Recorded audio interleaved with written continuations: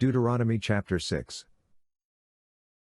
Now these are the commandments, the statutes, and the ordinances, which Yahweh your God commanded to teach you, that you might do them in the land that you go over to possess, that you might fear Yahweh your God, to keep all his statutes and his commandments, which I command you, your son, and your son's son, all the days of your life, and that your days may be prolonged.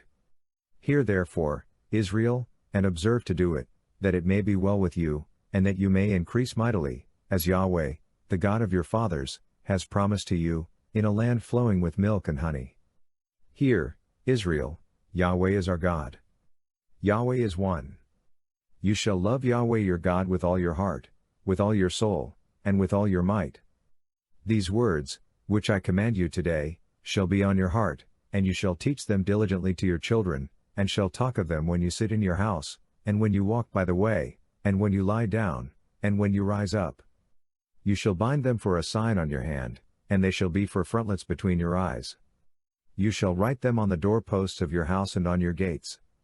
It shall be, when Yahweh your God brings you into the land which he swore to your fathers, to Abraham, to Isaac, and to Jacob, to give you, great and goodly cities which you didn't build, and houses full of all good things which you didn't fill, and cisterns dug out which you didn't dig, vineyards and olive trees which you didn't plant, and you shall eat and be full. Then beware lest you forget Yahweh, who brought you out of the land of Egypt, out of the house of bondage. You shall fear Yahweh your God, and you shall serve him, and shall swear by his name. You shall not go after other gods, of the gods of the peoples who are around you, for Yahweh your God among you is a jealous God, lest the anger of Yahweh your God be kindled against you, and he destroy you from off the face of the earth. You shall not tempt Yahweh your God, as you tempted him in Massah. You shall diligently keep the commandments of Yahweh your God, and his testimonies, and his statutes, which he has commanded you.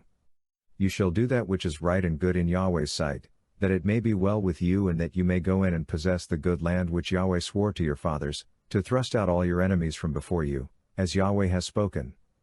When your son asks you in time to come, saying, What do the testimonies, the statutes, and the ordinances, which Yahweh our God has commanded you mean? Then you shall tell your son, We were Pharaoh's slaves in Egypt.